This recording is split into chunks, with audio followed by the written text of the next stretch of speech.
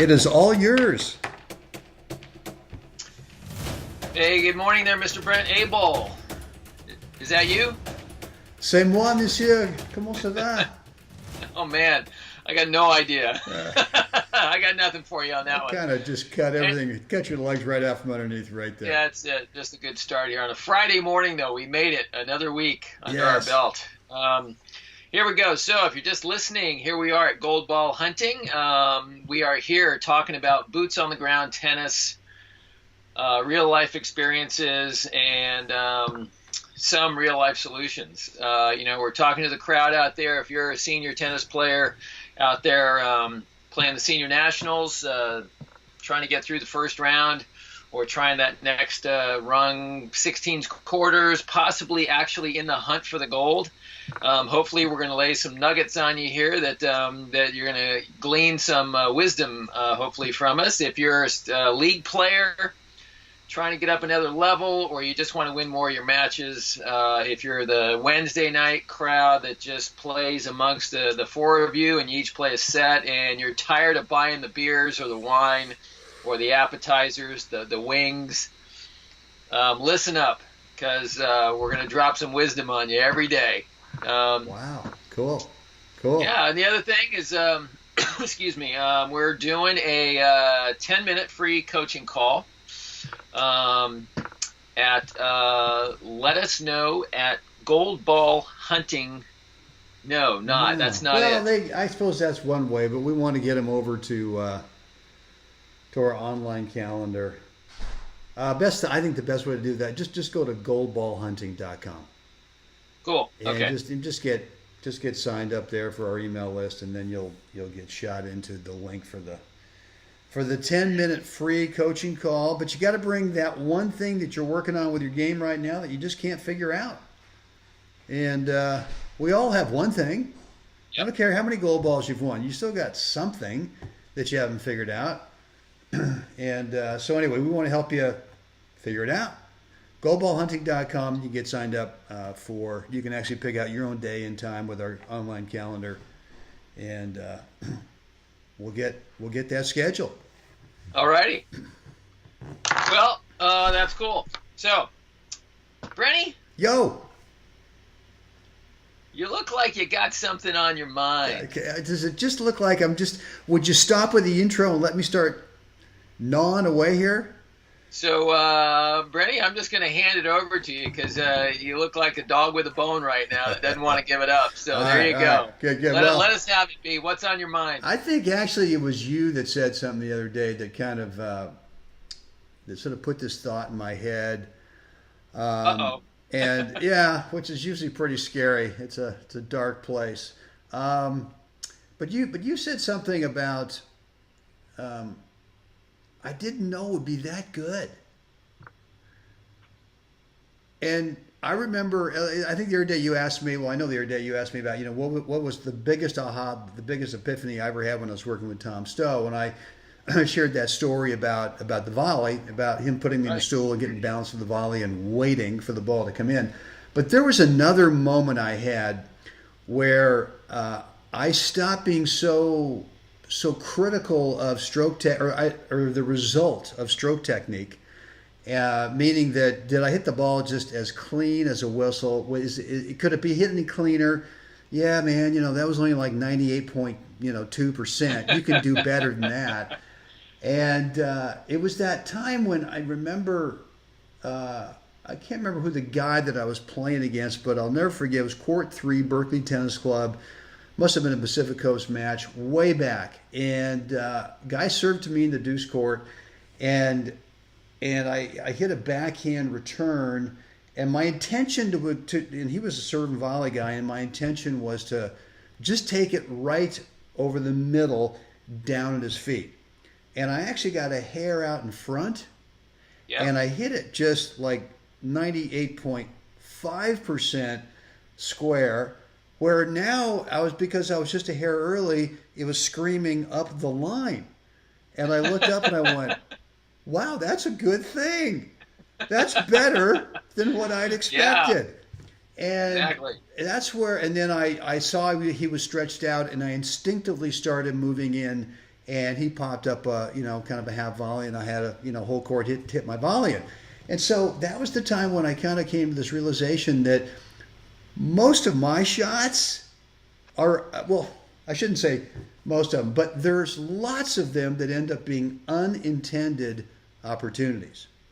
And too often, and a guy who shall remain nameless, a great guy, and he never worked with Stowe, but he worked with a couple guys who'd worked with Tom, and so he was really working on the Stowe stuff, and man, he could really, I mean, he could hit the ball flatter than a pancake, and when it went in, it was danger, but very often it kind of it's like an incoming missile, in the back fence over there.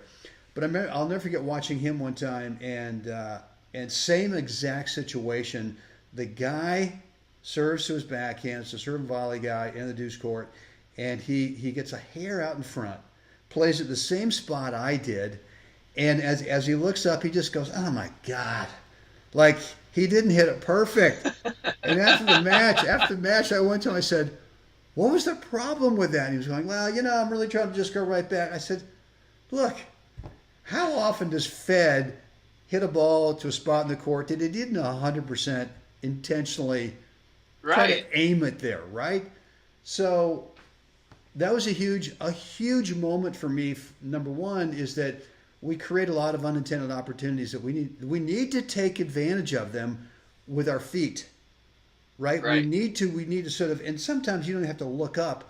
If you're not peeking, right, where you're keeping your eyes down, your head still.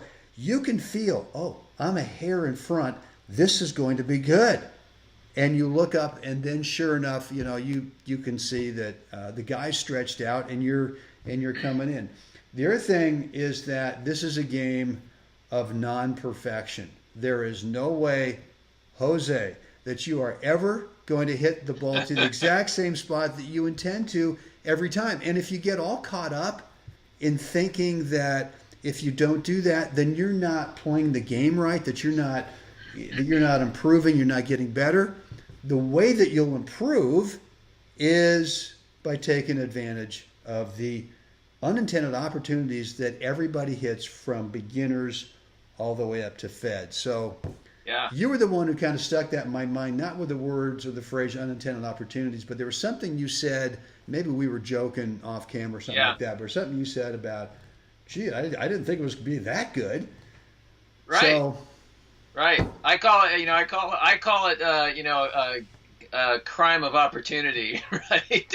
Okay. Well. And that's why we play with margin. That's why when we do pattern work and we look at this stuff, that you play with margin, so that Explain what that is, though. Explain what you and I know what margin is. But explain what margin means in terms of maybe a little bit more air over the top of the net and maybe a little bit bigger target where you're thinking about landing the ball rather than going, I'm going to just miss the net and I'm going to just make the ball land inside the baseline and the single sideline over there. So what is margin? Margin is sometimes it's explained where you shrink the court in your own mind. So now instead of the sidelines being where they are, the sideline is basically in the middle half of the deuce quadrant and the middle half of the ad quadrant and halfway between the service line and the baseline. So it's just a big X right smack dab in the middle. And the reason we do that is it allows us then the freedom to take a cut at the ball because the timing is so fragile to hit this perfect ball over and over and over again. Yeah. And yet gosh, if I'm a hair out in front of it, the ball is 6 feet farther to the cross court than I intended. Right. Which means it's actually a half an inch inside the line. I look like a stinking genius. And so that's when we can dovetail this whole thing right into what we've been talking about with some of the webinars. Is monitor and adjust, right? Moving ourselves out of that mental state of judging and correcting, which is just what you explained your friend was doing, right? He hits this great ball, but he's too busy judging that it wasn't a perfect connection. It's not where I intended. I don't deserve the point now, right? I mean, no, listen, I couldn't take it. I know you shanked the volley, but I just can't take it, right? That's never going to happen, right? I'm However, such a loser. yeah, but mentally though, you're just not prepared for the next ball if Yeah. you're busy judging and correcting every ball that comes off your stick. It's just not possible to do. So that's when we talk about monitor and adjusting, seeing what your ball, the reality of what you've actually produced, and is it actually inflicting more pain than you were hoping? Yeah. That's a great thing. And then reacting accordingly to it. What's the next move then? Like you said, you kind of see something like that, and all of a sudden it's like, hey, opportunity to sneak attack. Right. You come in, catch a floater, little chip. The guy has to chip it, float it, something, and all of a sudden there you are inside the service line with just a knockdown volley into the open court, and it's like, we're done. I'm out. That's right. Yeah. Well, it's kind of like a let court too, where that's not your intention unless if you're thinking you're trying to hit a let court on this ball. I would say that would be the anti-margin. But we get let courts, right, which are totally unintended, and you have to quickly, assess. Is it going to sit there for the guy, or is it going to dribble over? So I need to come in to kind of take away all the angles, and if he gets to it, then I can do something. And lots of times that let court winner, you go, all right, well, I got to come in, and it bounces twice over there. So, I mean, yeah, we all kind of give it that, this and that, but most of the game. Who really means that, right? Who really means that? Right. Sorry. Right. Yeah. Yeah. Sorry, that just gave me break point, or that was break point. That's right. Sorry, not really, but Yeah. I'll buy the first beer. No.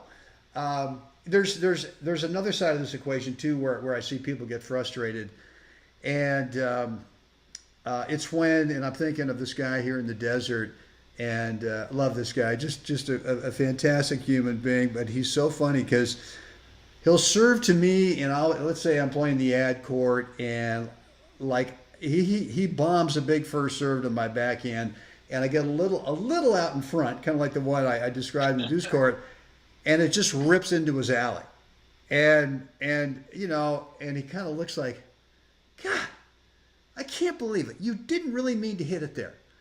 And it's kind of like I'm just coming going, hey, yeah, I guess not, whatever, 15-40, Yeah. So it's like that's just Stick part of the the game. racket out. But just part of the game, and where someone's going to hit, unintended Think about the times when someone returns serve, and they shank the return, and it's a perfect mishit toss spin lob in doubles over your partner's head.